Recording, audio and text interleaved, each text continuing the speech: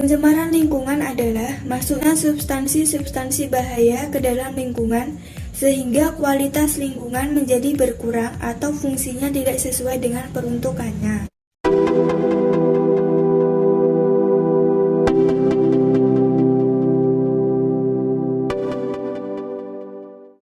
Pencemaran udara dapat bersumber dari manusia atau dapat berasal dari alam.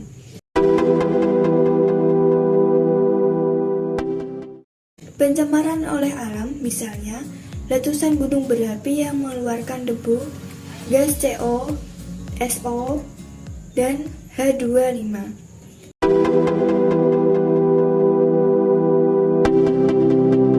Zat-zat lain yang umumnya mencemari lingkungan antara lain oksida karbon, CO, dan CO2 dapat mengganggu pernapasan, tekanan darah, saraf, dan mengakibatkan HB sehingga sel kekurangan O2. Oksida sulfur atau SO2 dan SO3 dapat merusak selaput lendir, hidung, dan tenggorokan. Oksigen nitrogen NO dan NO2 dapat menimbulkan kanker. Hidrokarbon atau CH4 dan C4H10 menyebabkan kerusakan saraf pusat. Ozon atau O3 menyebabkan bronkitis dan dapat mengoksidasi lipida.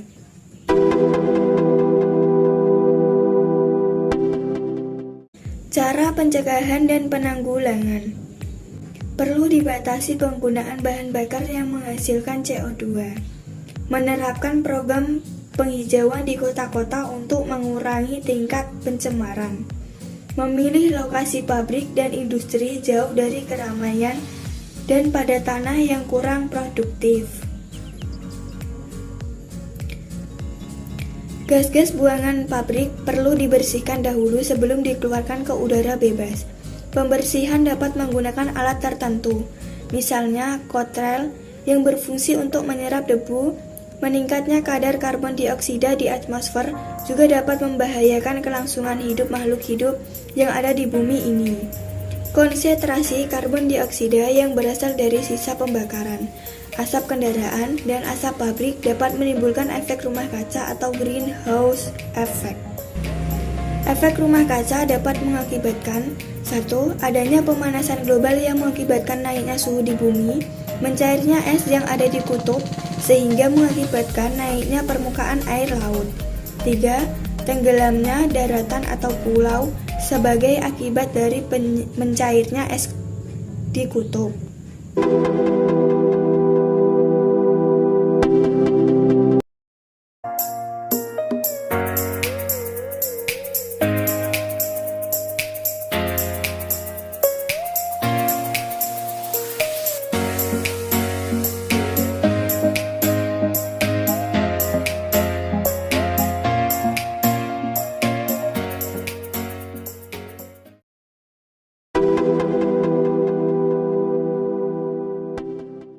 Air adalah materi yang esensial bagi kehidupan manusia, akan tetapi air juga dapat menjadi malapetaka.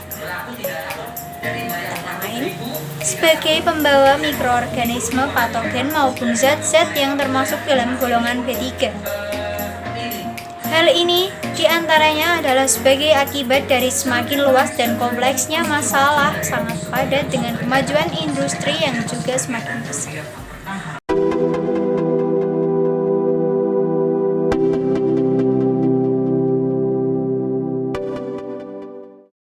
Suhu yang bisa disebut limbah industri panas, suhu perharian yang menjadi kadar oksigen terlarut dan kemudian mengganggu kehidupan organisme air.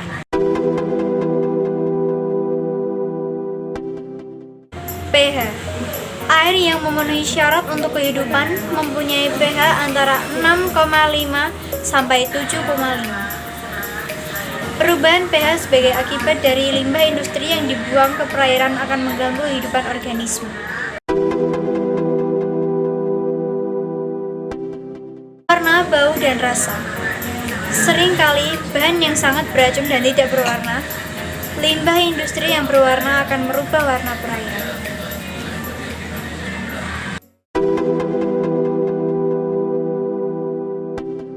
mikroorganisme, terutama pada limbah industri pengolahan atau pembuatan bahan makanan yang kaya akan zat organik akan menyebabkan berkembangnya mikroorganisme yang berperan dalam degradasi bahan organik tersebut.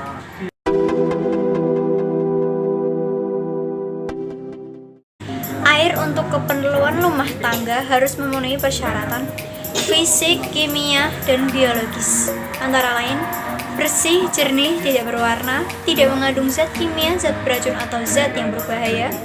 Dari segi biologis, tidak mengandung kelompok mikroorganisme patogen dan berhasil racun yang bisa disebut Salmonella, Shigella, Clostridium, dan bakteri coli.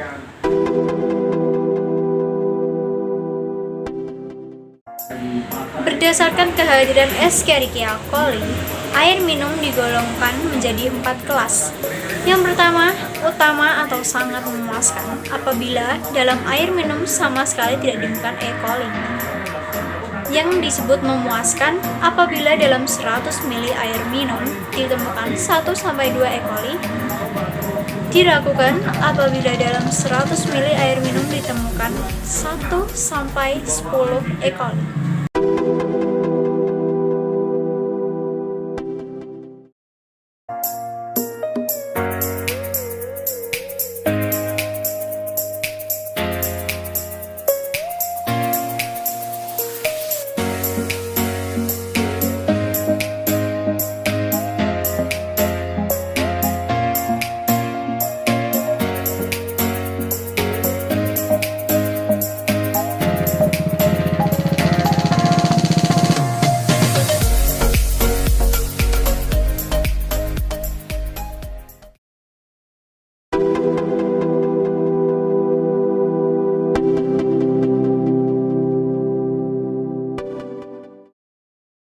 Faktor-faktor yang mengakibatkan terjadinya pencemaran tanah yaitu pembuangan bahan sintetis yang tidak dapat diuraikan oleh mikroorganisme seperti plastik, kaleng, kaca sehingga menyebabkan oksigen tidak bisa meresap ke tanah.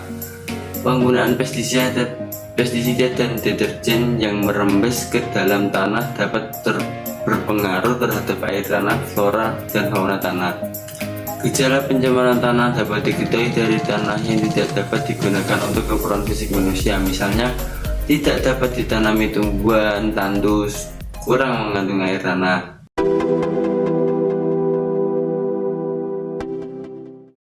Cara pencegahan dan penanggulannya yaitu seperti berikut. 1.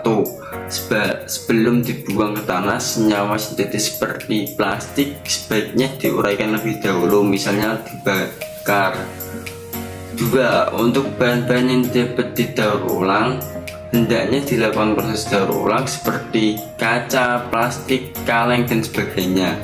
3. Membuang sampah pada tempatnya. 4. Menggunakan pestisida dengan dosis yang telah ditentukan. 5. Penggunaan pupuk organik secara tidak berlebihan pada tanaman.